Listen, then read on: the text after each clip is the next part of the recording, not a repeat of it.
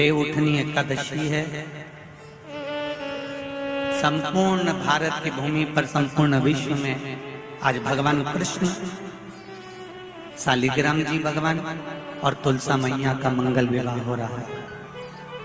संपूर्ण विश्व में, पूरी भारत की भूमि पर पूरे सनातनी भाई बहन आज शालिग्राम जी के साथ में, लड्डू गोपाल जी के साथ में, भगवान नारायण के साथ में तुलसी जी का मंगल विवाह करेंगे।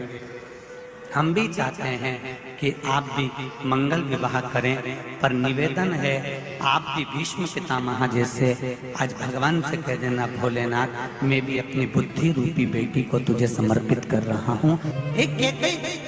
कर्म गति के कारण तू लूट बैठी, इतनी अच्छी थी, इतनी बढ़िया थी, पर केवल तेरे ललाट पर जो लिखा हुआ था, कर्म की गति का खेल लिखा हुआ था, उसने तुझे अच्छे से बुरा बना दिया।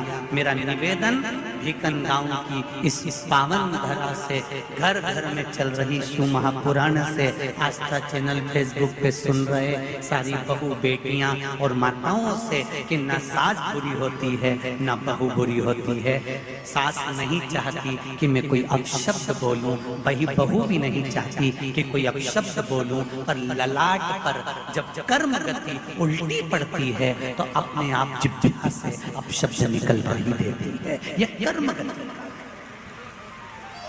अब ऐसे समय पर क्या करोगे आप?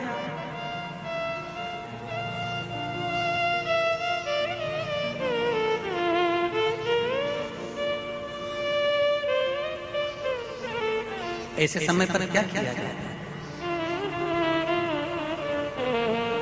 कार्तिक महीने में 2 वस्त्र की महत्वता होती है। ध्यान लगाना जरा, जितनी भी माताएं बैठी हैं, चाहे वो सासू माँ हो चाहे बहुएं हो, बेटियां भी कभी ना कभी बहू बनेंगी और आप भी कभी ना कभी सास बनेंगे, स्मरण रखें। कार्तिक महीने में 2 वस्त्र का विधान है, एक पीले कलर का वस्त्र और एक लाल कलर का वस्त्र। एक पीला वस्त्र है, एक लाल वस्त्र।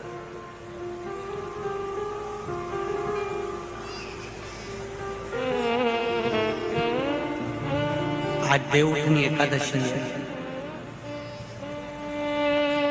ऐसी कोई माता नहीं होगी जो अपने घर में तुलसी जी का पूजन नहीं करे।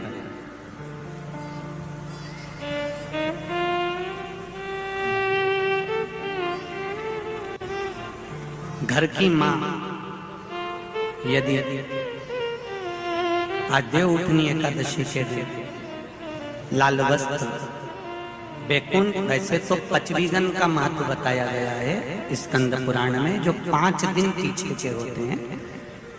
आंवला नवमी से जो क्रम पचवीगन का चालू होता है, पूर्णिमा तक, बैकुंठ चतुर्दशी के क्रम तक, उसका जो महत्व, इन 5 दिनों की महत्वता वैसे स्कंद पुराण में कही गई है, पर आप समझें उसको।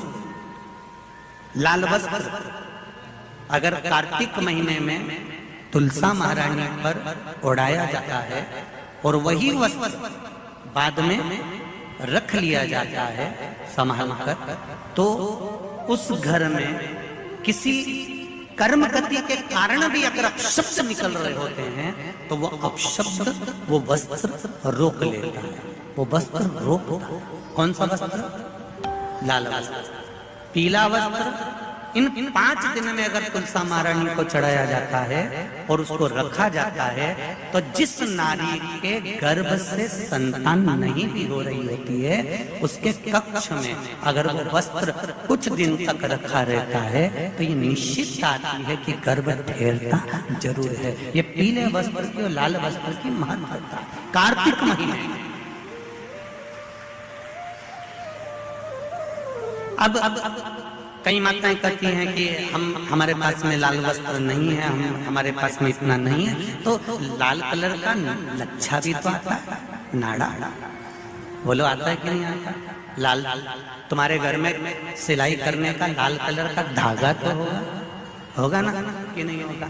लाल कलर का लच्छा तो होगा, नहीं होगा सफेद कलर का धागा तो होगा, उसको कंकु में लाल करना।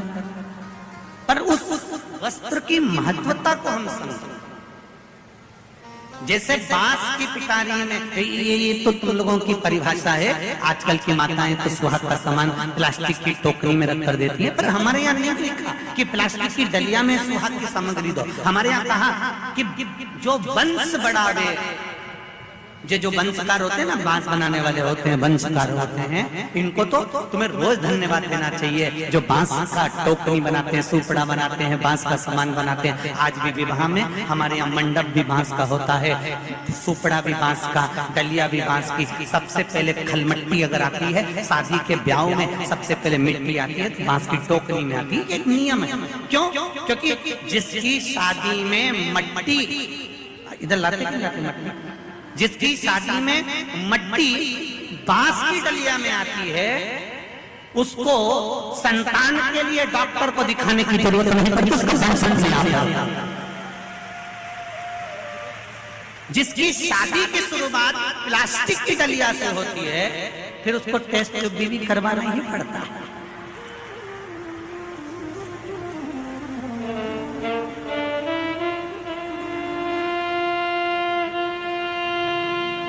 ये कुछ हमारे शास्त्रों के नियम है। अब आप उसको समझो ना समझो, चाहे उसके ऊपर हंसो, चाहे कुछ भी करो। आप चाहो तो थोड़े दिन बाद कह देना, बताओ शिवर वाला महाराज तो पगले जैसी बात करता है, तो उसमें कोई दिक्कत वाली बात नहीं है।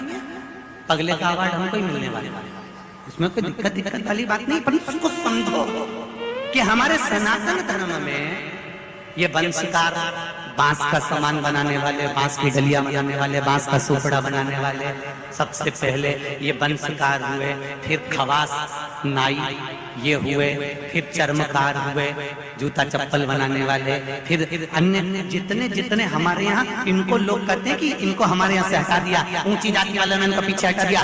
कोई इनको पीछे हटाने वाला नहीं है। केवल तुम्हारी बुद्धि से लोग तुमको प्रश्न कर रहे हैं कि हमको नीचा दिखा रहे हैं, हमको ऊंचा दिखा रहे हैं। किसी जात में, किसी समाज में ये नहीं कहा गया कि इनको नीचा दिखाना। प्रत्येक समाज में, चाहे ब्राह्मण के घर की शादी हो, चाहे क्षत्रिय के घर की शादी हो, चाहे वैश्य के घर की शादी हो, सबसे पहले वंशकार की डलिया आती है, वंशकार आता है। सबसे पहले हमारे यहाँ अगर पादुका बनाई जाती है तो सबसे पहले चर्मकार आता है, सबसे पहले हमारे यहाँ खवास आता है। पहले इनको लाकर बिठाया जाता है। पहले संबंध भी सेठ खुद नहीं जाता था करने के लिए, खवास जाता था, वंशकार जाता था, ये जाते थे, संबंध पक्का कर कर आते थे और शादी हो जाती थी। ना लड़का देखता ना लड़की देखती। ये सब बाद में चालू हुआ।